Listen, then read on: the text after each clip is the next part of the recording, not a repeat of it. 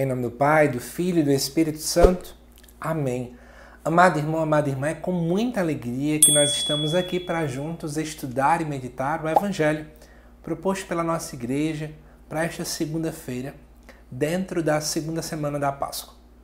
De antemão, quero te dizer uma coisa. Nesse dia, a gente não vai nem usar sequer a cor branca dentro da liturgia, porque na verdade nós estamos celebrando uma festa. A festa de São Marcos Evangelista. O vídeo da primeira leitura já saiu, inclusive nele eu anunciei uma novidade. Se você ainda não sabe qual é, aguarde até o final do vídeo para você ficar por dentro, tá bom? E de antemão também compartilhe esse vídeo com outras pessoas. O evangelho desta festa se encontra lá no Evangelho de Marcos, capítulo 16, versículo de 15 a 20, que diz assim: Naquele tempo, Jesus se manifestou aos 11 discípulos e disse-lhes: Ide pelo mundo inteiro e anunciai o Evangelho a toda criatura. Quem crer e for batizado será salvo. Quem não crer será condenado. Os sinais que acompanharão aqueles que crerem serão estes: expulsarão demônios em meu nome, falarão novas línguas, se pegarem em serpentes ou beberem algum veneno mortal, não lhes fará mal algum. Quando impuserem as mãos sobre os doentes, eles ficarão curados. Depois de falar com os discípulos, o Senhor Jesus foi levado ao céu e sentou-se à direita de Deus. Os discípulos então saíram e pregaram por toda parte. O Senhor os ajudava e confirmava sua palavra por meio dos sinais que a acompanhavam. Amado irmão, amada irmã, esse texto ele se encontra no finalzinho do Evangelho de Marcos.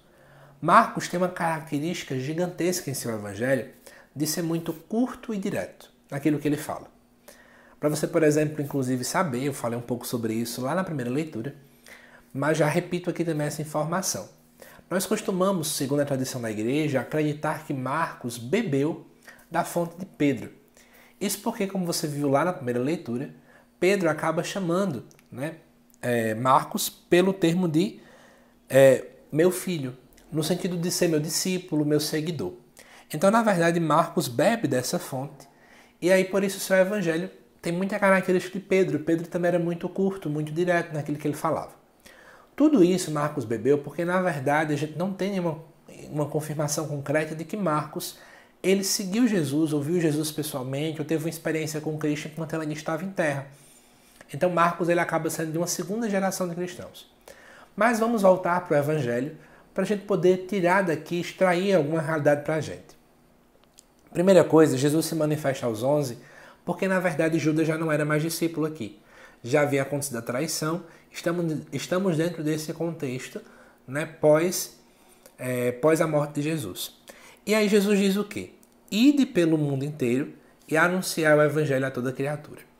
É muito sugestiva essa colocação colocada no final do Evangelho de Marcos, porque todos os evangelhos têm muito essa característica, especialmente Marcos e Mateus, que no início do Evangelho a gente percebe o clamor do povo de Israel por um Messias extremamente nacionalista, que só vem salvar o povo que é da raça de Israel, o povo que está dentro daquela dinâmica. E parece que as pessoas que não são judias, as pessoas que não estão naquela nação, elas não poderão ter a oportunidade de também serem salvas. E aí é interessante essa universalidade, esse abarcar que Jesus traz para a gente. É para ir ao mundo inteiro, mas não apenas ir por ir. É preciso anunciar o Evangelho a toda criatura. E o que é Evangelho? A palavra Evangelho ela é um termo usado em grego e era usado pelo povo pagão sempre que existia uma boa notícia para ser anunciada. Então, por exemplo, o nascimento do imperador se usava o Evangelho. Quando chegava uma notícia, vamos supor, de uma vitória de uma guerra, também se chamava de Evangelho. Mas dentro do contexto da Bíblia, Evangelho vai ter uma outra conotação. Por exemplo, lá no Antigo Testamento, já nesse sentido religioso, Evangelho vem do verbo evangelizar, que significava anunciar.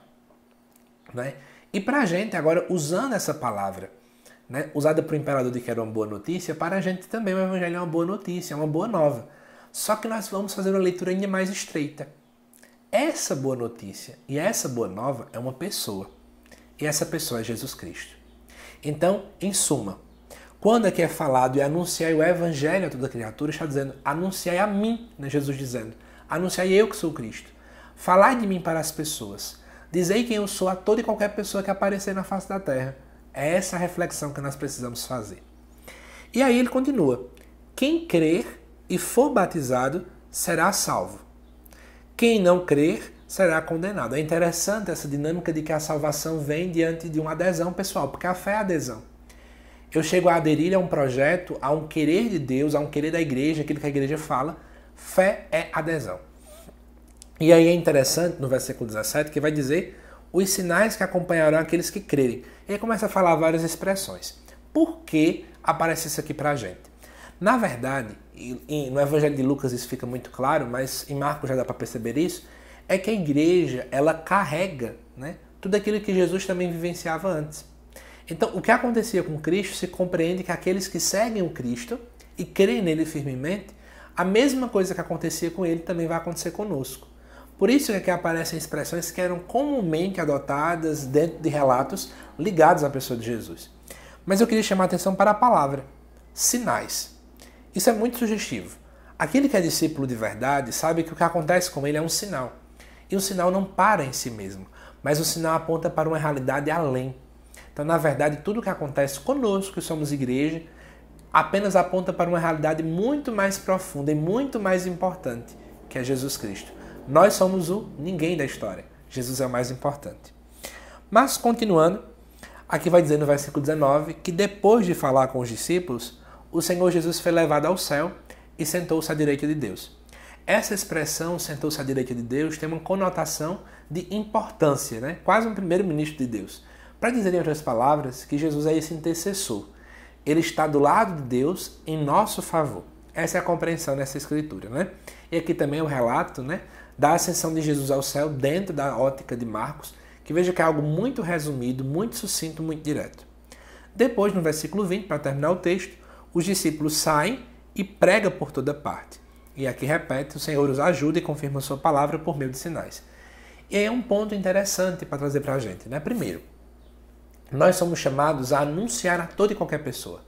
Não é para a gente anunciar só a quem a gente gosta, a quem mora perto da gente, a quem está na nossa paróquia, mas o nosso chamado são a todos, inclusive aqueles que muitas vezes já nos magoaram, que a gente não gosta. Nós temos que anunciar Jesus a todos.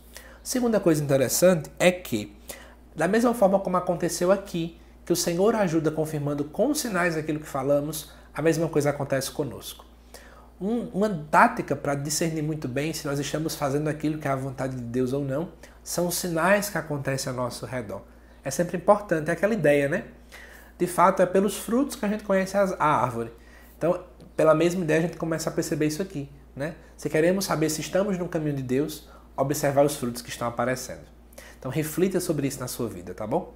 Mas agora, antes de finalizar este vídeo, tenho algo para poder falar para vocês. Já falei no vídeo da primeira leitura, mas eu repito aqui mais uma vez. Agora aqui no canal nós temos um clube de canais. E um dos temas do clube de canais, se você clicar na parte Seja Membro, vai aparecer o nome Discipulado. Então se você escolher isso daí, e você puder, é claro, participar, por apenas R$ 24,99, você vai ter acesso a vídeos exclusivos que irei postar todos os domingos sobre o Evangelho de Lucas, já que é o Evangelho corrente, né? Neste ano, dentro da liturgia dominical. Já tem um vídeo lançado e o segundo já vai ao ar terça-feira com introdução à Sagrada Escritura, tá bom? Utilizando o Catecismo da Igreja Católica por base. Então, se você tem interesse, basta você aqui se tornar membro do canal, assim você me ajuda a evangelizar e a custear a compra de novos materiais, como livros, cursos, etc., para poder melhor trazer conteúdo aqui para vocês, tá bom? Mas é isso. Você que não puder, que não quiser, tudo bem, mas reze por mim. A oração ela é extremamente válida. Que Deus te abençoe. São Marcos Evangelista, rogai por nós e te aguardo aqui no canal amanhã, ao meio-dia, onde já vai ser lançada a primeira leitura de domingo, tá bom? Até mais.